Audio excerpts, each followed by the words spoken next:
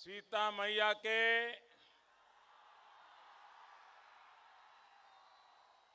ई पावन जन्मभूमि के प्रणाम करे छी।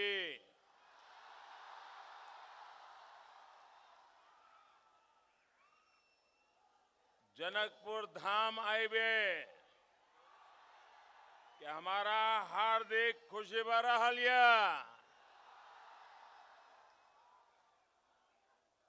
मंच पर विराजमान हमारे वरिष्ठ साथी श्रीमान उपेंद्र कुशवाहा जी, श्रीमान रजनीश कुमार जी, हमारे साथी सांसद श्रीमती रमा देवी जी,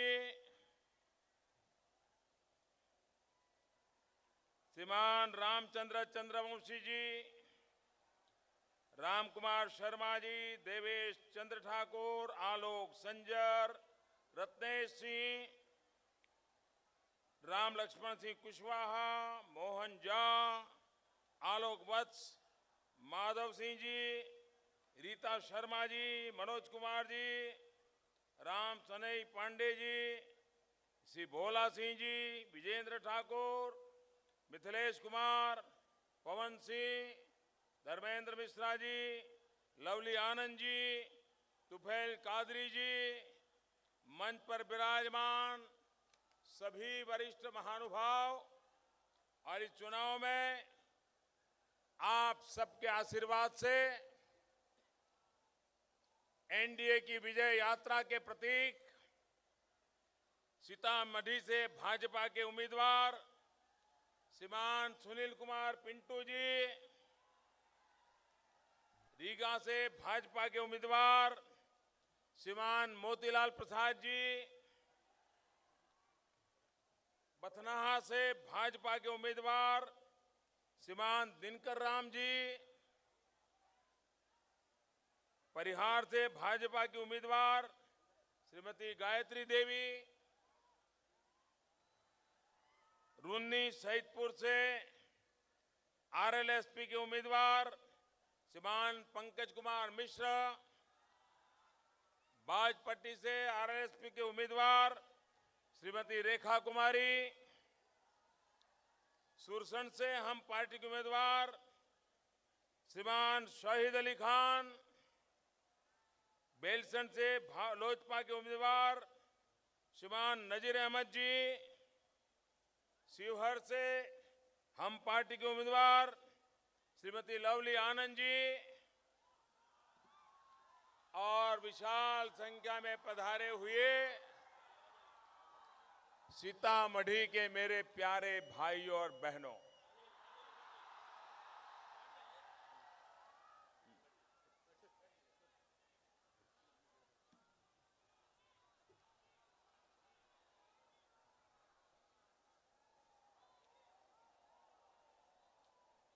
आज का दिवस मेरे लिए और हम सबके लिए एक सौभाग्य का दिवस है।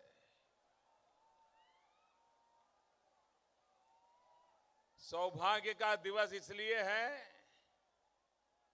कि मैं आज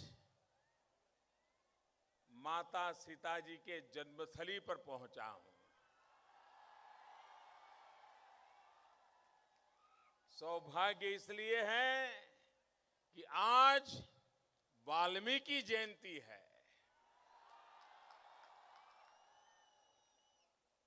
और सौभाग्य इसलिए है कि लाखों लाखों लोग इस चमचमाती धूप में मुझे आशीर्वाद देने के लिए आए हैं।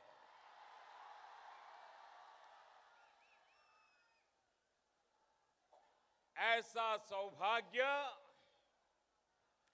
शायद ही दुनिया में किसी को मिलता होगा भाई।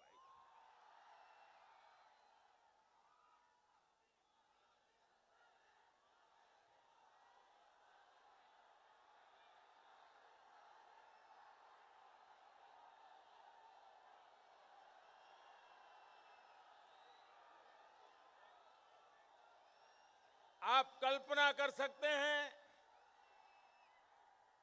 कि मेरे जीवन में इससे बड़ा गर्व क्या हो सकता है कि मुझे आप जैसे लाखों लोगों का सेवक बनने का सौभाग्य मिला है। आज वाल्मीकि जयंती हो, दलित, पीड़ित, शोषित, वंचित, गरीब, गांव के लोग, शहर के लोग, ऐसे कोटि कोटि जनों का सेवा करने के लिए भगवान वाल्मीकि जी हमें आशीर्वाद दें, हमें शक्ति दे और माता सीता हमें भरपूर सुरक्षा दे, आशीर्वाद दे, ताकि हम आपकी सेवा करने में कभी भी कोई कमी न रहने दें। भाइयों बहनों, हमारे लिए 5 साल सत्ता सुख का अवसर नहीं है। दिल्ली में हम सत्ता सुख भोगने के लिए बैठे नहीं हैं। करीब 16 महीने हो गए मेरे भाइयों बहनों, 16 महीने हो गए, एक दिन भी मैंने छुट्टी नहीं ली है, एक दिन भी छुट्टी नहीं। मेरे लिए ये सत्ता सुख का नहीं, ये तो सेवा यज्ञ है, सेवा यज्ञ है, जहां मैं शरीर का कण कण, समय का पल पल सिर्फ और सिर्फ आप सब मेरे देशवासियों के लिए खपा देना चाहता हूं, आपकी सेवा में बिताना चाहता हूं। भाइयों बहनों, सेवा, समर्पण टीवी के पर्दे पर दिखाई दे या न दिखाई दे, अखबार की सुर्खियों में नजर आए या न आए, लेकिन 16 महीने की सेवा की सुगंध मुझे यहां चारों तरफ नजर आ रही है, चारों तरफ नजर आ रही है। यही तो सच्ची सुगंध है, यही तो सच्ची अमानत है, और यही तो है जो हमें खप जाने की और ताकत देती है। और इसलिए मेरे भाइयों बहनों, ये चुनाव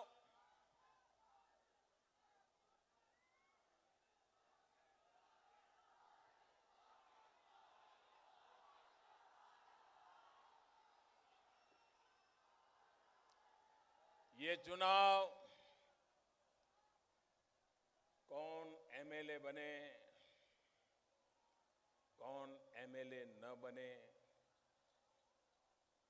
किसकी पार्टी जीते, किसकी पार्टी हारे, किसकी सरकार बने, किसकी सरकार न बने, इतने सीमित हेतु के लिए चुनाव नहीं है मेरे भाइयों। ये चुनाव तो अब बिहार का भाग्य कैसा हो उसका फैसला करने के लिए चुनाव है। और इसलिए निर्णय आपको करना है कि आप अपना भविष्य किसके हाथों में सुपुर्द करना चाहते हैं, आप किस पर भरोसा करना चाहते हो, आप किस पर भरोसा करना चाहते हैं, आप किस पर भरोसा करना चाहते हो। भाइयों बहनों, अगर भरोसा करना है तो विकास के ऊपर भरोसा कीजिए, विकास के ऊपर भरोसा कीजिए। बिहार का भाग्य अगर कोई बदलेगा तो विकास बदलने वाला है, और हम विकास लेकर के आपके पास आए हैं। भाइयों,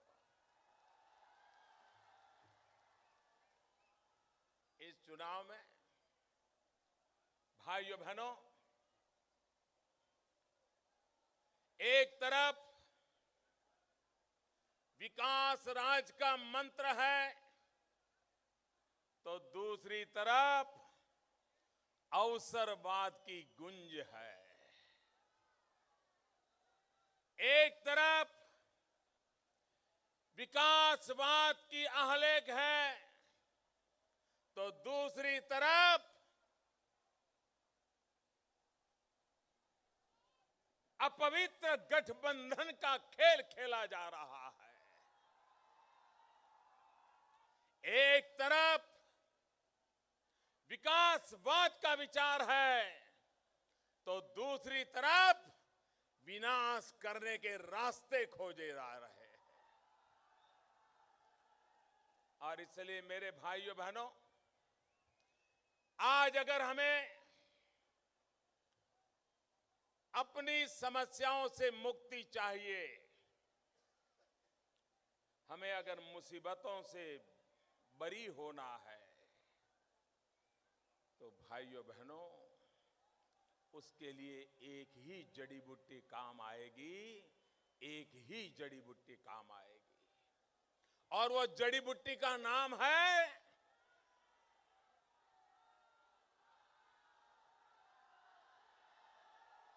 उस जड़ी बूटी का नाम मोदी नहीं, उस जड़ी बूटी का नाम विकास है, विकास। और इसलिए मेरे भाइयों बहनों, हम पर गंभीर से गंभीर आरोप लगाए जा रहे हैं, हमारे पर अनाप शनाप बातें बताई जा रही हैं, जो हमने कभी सोची नहीं, जो कभी सुनी नहीं, जो कभी कही नहीं, ऐसी चीजें हमारे मुंह में डाली जा रही है। और उसका कारण ये नहीं है कि उनको समझ नहीं है, लेकिन अब जब पराजय सामने दिखता है तो उनके पास कोई चारा नहीं बचा है।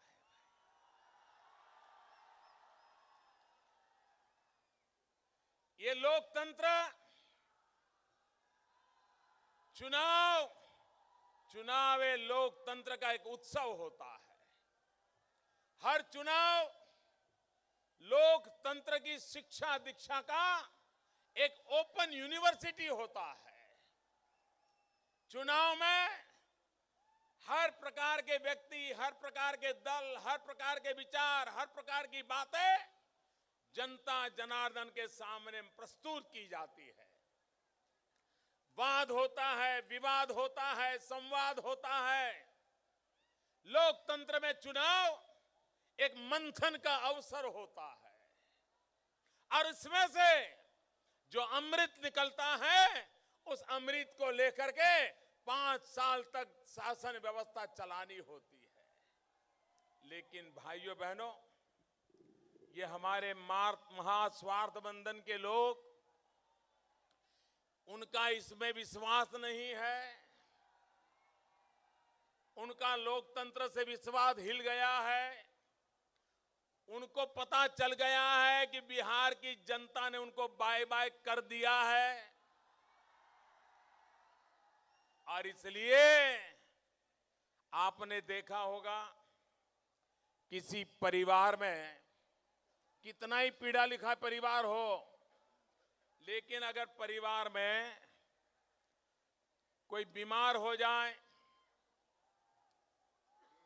दुनिया भर के सारे डॉक्टरों से दवाई करवाई जाए, अच्छे से अच्छे डॉक्टरों से ऑपरेशन करवाया जाए, लेकिन फिर भी अगर बीमारी ठीक नहीं होती है तो हारा थका वो इंसान, कितना ही पढ़ा लिखा क्यों न हो, कितना ही धनी क्यों न हो, कितना ही अहंकार वाला क्यों न हो, अपने आप को कितना ही बड़ा तिस्मारखा मानने वाला क्यों न हो,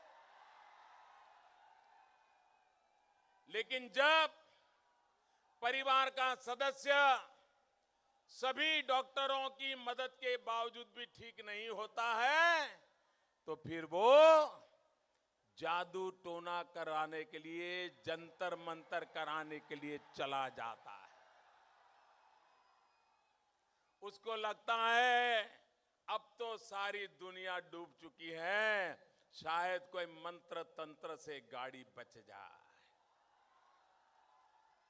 मैं जरा बिहार वासियों से पूछना चाहता हूं, सीतामढ़ी की इस पवित्र धरती के लोगों से पूछना चाहता हूं, क्या मंत्र तंत्र उनको बचा सकता है?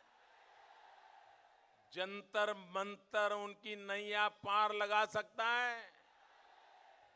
क्या जंतर मंतर से उनके पाप धुल सकते हैं? क्या जंतर मंतर से गरीबों को शिक्षा मिल सकती है? क्या जंतर मंतर से नौजवान को रोजगार मिल सकता है?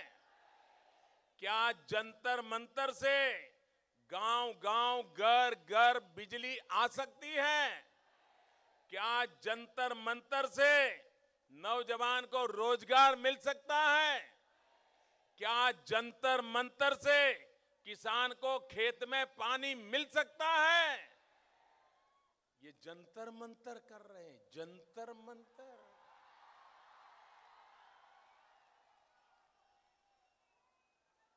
अहंकार इंसान को कहां ले जाता है। जब वो लालू जी की शरण में गए तो लग रहा था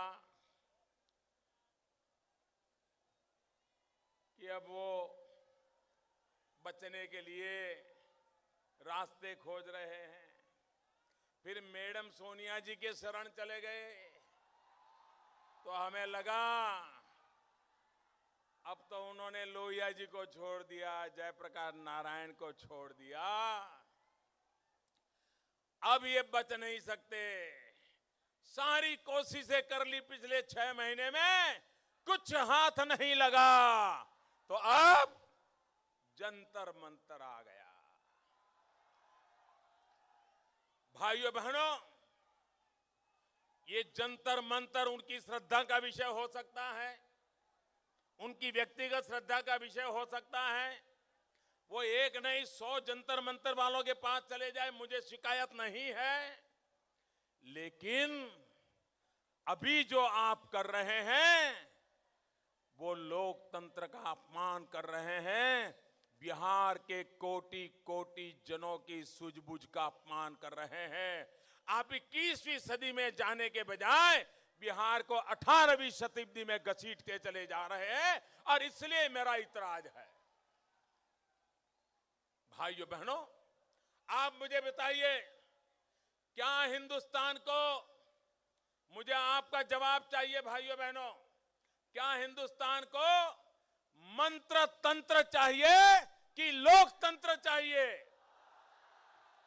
मंत्र तंत्र चाहिए कि लोकतंत्र चाहिए? मंत्र तंत्र चाहिए कि लोकतंत्र चाहिए?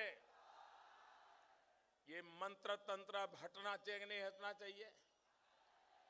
ये 18वीं शताब्दी के दिन पूरे होने चाहिए कि नहीं होने चाहिए? बिहार 21वीं शताब्दी में प्रवेश करना चाहिए कि नहीं करना चाहिए? भाइयों बहनों, हम तो देख रहे थे कि लालू जी बड़ा अच्छा मनोरंजन करते हैं। कई वर्षों के बाद बिहार को थोड़ा मनोरंजन मिल रहा है,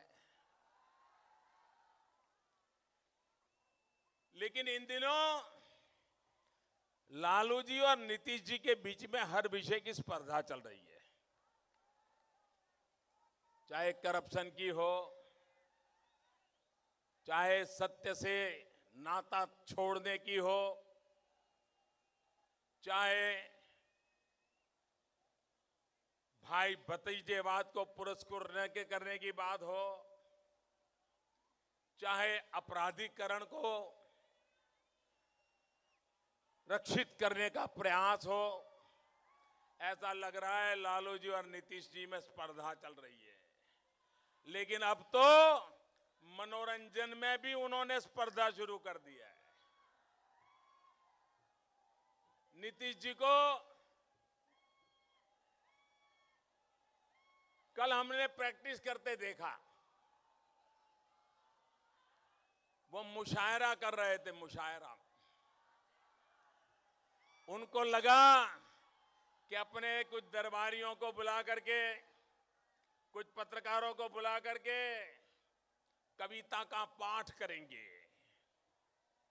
और कविता का पाठ करके, मुशायरा करके वे लालू जी को परास्त करके एक नया मनोरंजन का खेल करेंगे। और दरबारी भी ऐसे लाए थे, दरबारी भी ऐसा लाए थे कि कविता आधी होने से पहले ही ठहाके लेते थे, मुस्कुराते थे, वाह-वाही करके ये राजा महाराजाओं को बराबर हवा दे रहे थे।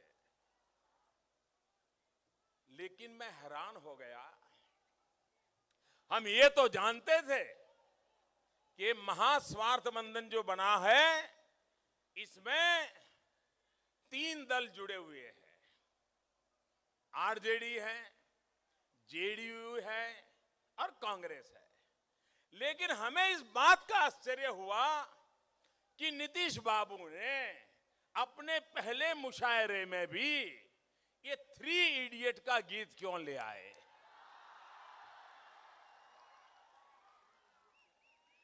ये 3 पार्टनर थे, ये तो पता था, लेकिन उनको ढूंढ ढांड करके अगर कविता की पैरोडी करने का मन कर गया तो भी 3 इडियट वाला कर गया, 3 इडियट वाला कर गया। वाह नीतीश बाबू वाह, क्या क्या आपका मनोरंजन का खेल है। हाँ नीतीश बाबू, अभी 1 हफ्ता बचा है, इसी से गुजारा कर लीजिए। 4-6 दरबारियों को बुला करके मुशायरे करते रहिए, प्रैक्टिस हो जाए तो 8 तारीख के बाद आपके लिए अवसर बन जाएगा। अच्छा, लोग बुला लेंगे आपको और आप अपने दुख के रोने गाते रहना, इसके साथ क्यों बैठा, उसको क्यों छोड़ा, इसके साथ क्यों चला गया, इस पर नई कविताएं लिखते रहिए और आंसू बहाते रहिए। सीतामढ़ी की धरती से मेरी आपको शुभकामनाएं हैं। भाइयों बहनों, ये चुनाव विकास के मुद्दे पर लड़ा जाना चाहिए। मैंने पहले ही कहा और आपने देखा होगा, जब मैं लोकसभा के चुनाव में यहां पर आया था सीतामढ़ी में,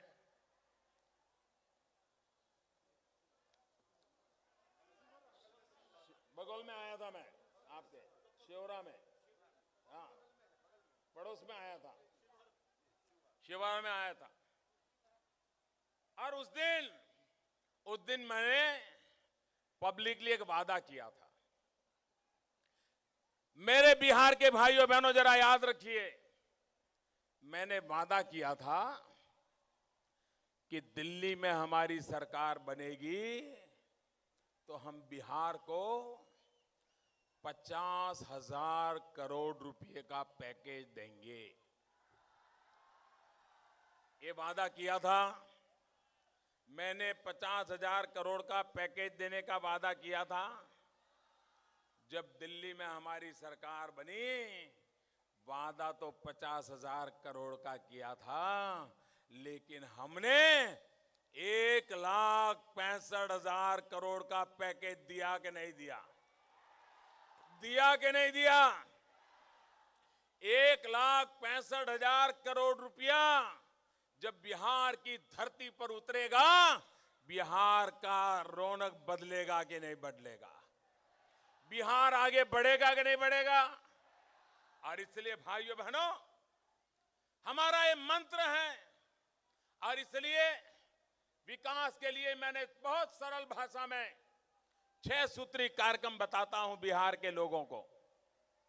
एक तो बिहार राज्य के लिए 3 सूत्री कार्यक्रम है, बिहार के परिवारों के लिए दूसरा 3 सूत्री कार्यक्रम है। बिहार का भी भला होना चाहिए, बिहार के गरीब से गरीब परिवार का भी भला होना चाहिए, और इसलिए हमारे 6 सूत्री कार्यक्रम है। बिहार के लिए 3 सूत्री कार्यक्रम है, बिजली, पानी और सड़क। आप मुझे बताइए, आज बिहार में बिजली मिल रही है क्या? पूरी ताकत से बताओ, बिजली आ रही है क्या? बिजली कहीं नजर आ रही है क्या? भाइयों बहनों, बिहार का तो हाल ये है कि लोग जब बस में जाते हैं, ट्रेन में जाते हैं, कहीं दुकानदारी के बीच में बैठ के गप्पे मारते हैं, तो बातें क्या करते हैं? एक दूसरे को पूछते हैं, अरे यार तेरे यहां आई थी क्या? तो कहता नहीं, वो मेरे यहां तो नहीं आई। तो बोले मेरे यहां पिछले मंगल को आई थी, उसके बाद नहीं आई। बिजली के लिए कोई कहता है तेरे यहां बिजली आई थी कि नहीं आई थी, कोई कहता है मेरे यहां मंगल को आई थी, कोई कहता है पिछले एक सप्ताह से नहीं आई है। ये बिजली का हाल है कि नहीं है? और हमारे नीतीश बाबू ने वादा किया था, उन्होंने पिछले चुनाव में वादा किया था कि अगर मैं बिजली न पहुंचाऊं, अगर मैं बिहार में उजाला न लाऊं, अगर मैं बिहार के घर घर में रोशनी न लाऊं, तो 2015 के चुनाव में मैं वोट मांगने के लिए नहीं आऊंगा, ऐसा कहा था। उन्होंने आपको वादा किया था कि वोट मांगने नहीं आऊंगा, वोट तब मांगूंगा जब बिजली लाऊंगा, ये कहा था कि नहीं कहा था? मैंने कहा था मैं 50,000 का पैकेज दूंगा, 1,65,000 करोड़ का पैकेज लेकर के मैंने दिया कि नहीं दिया? और तब जाकर के मैं आया हूं। उनकी जिम्मेवारी थी कि नहीं थी कि बिजली पहुंचाए, उसके बाद वोट लेने के लिए आए? ये जिम्मेवारी थी कि नहीं थी? आगे उनको कोई शर्म ही नहीं है,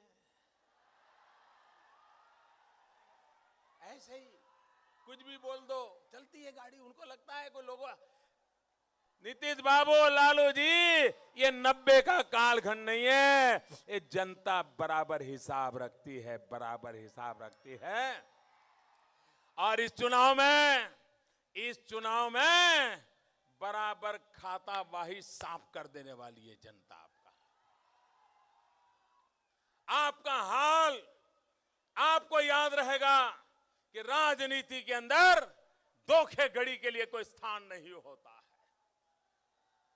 दगाबाजी के लिए कोई स्थान नहीं होता है, विश्वासघात के लिए कोई स्थान नहीं होता है। और इसलिए हम आपको वादा कर रहे हैं, 2019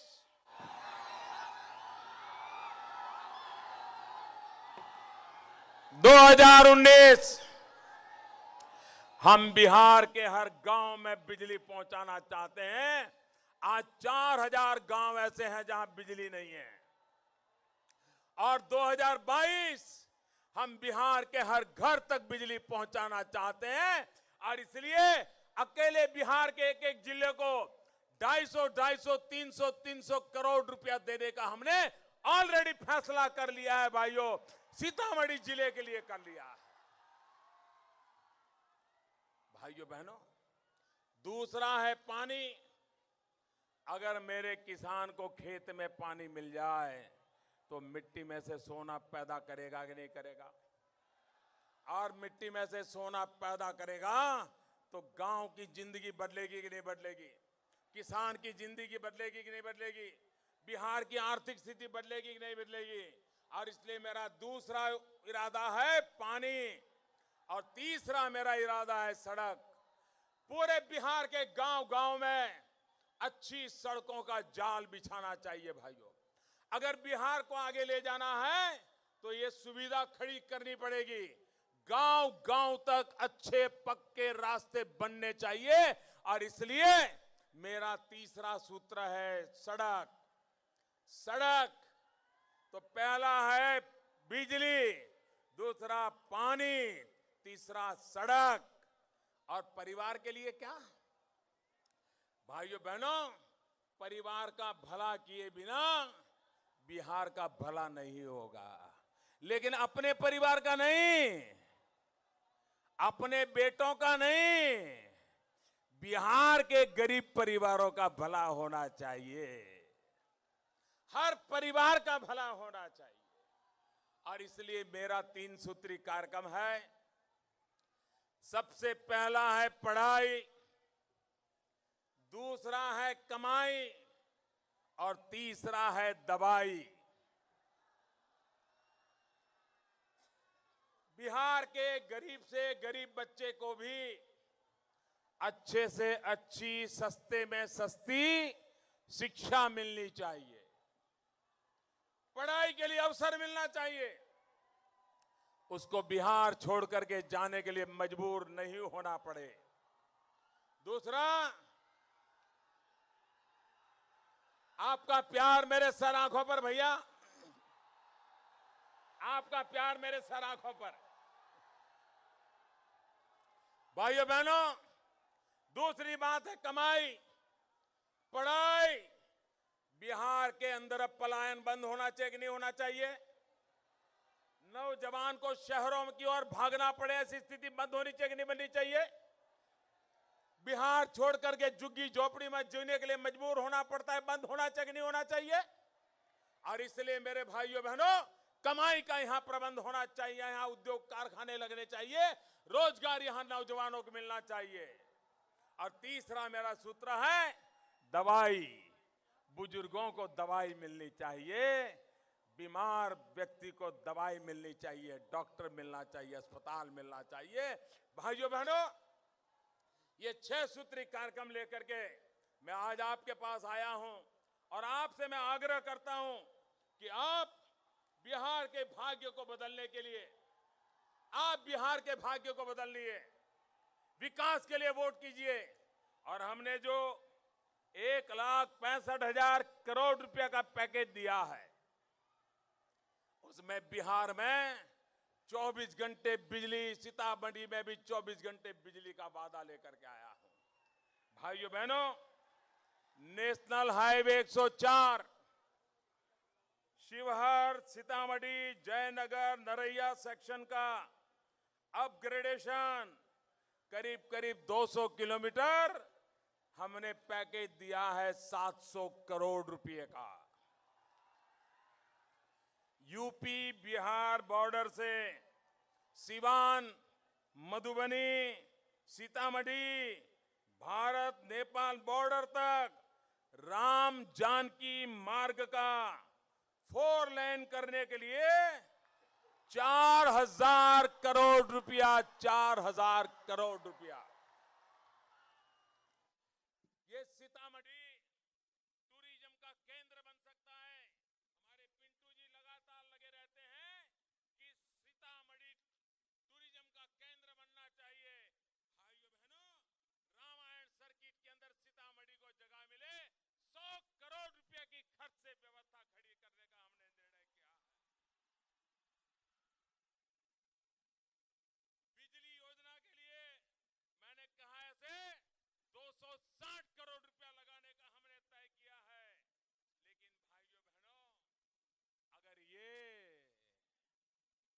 लालू जी, नीतीश जी का खेल इस बात को बिगाड़ने पर तुला हुआ है।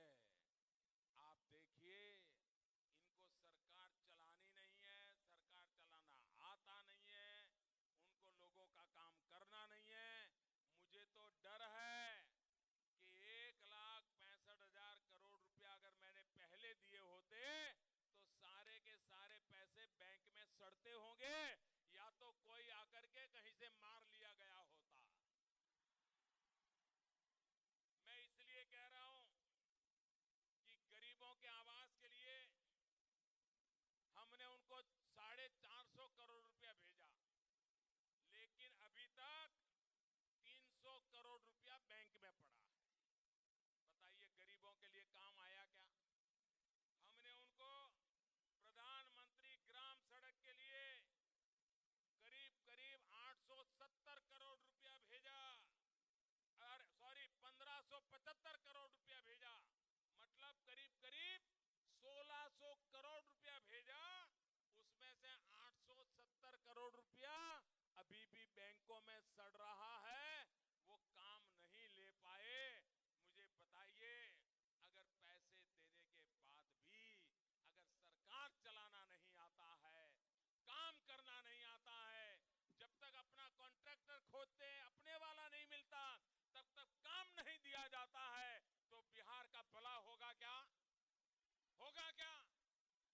प्रयासों की कोई कमी नहीं भाइयों। आवश्यकता है बिहार को आगे बढ़ाने वाला जज्बे वाली सरकार चाहिए। वो भारतीय जनता पार्टी एनडीए आपको सरकार देने के लिए तैयार है। मैं आपको आग्रह करने आया हूं भाइयों बहनों, कल बिहार में तीसरे चरण का मतदान है। कल बिहार में तीसरे चरण का मतदान है। चुनाव है, लोकतंत्र का उत्सव होता है।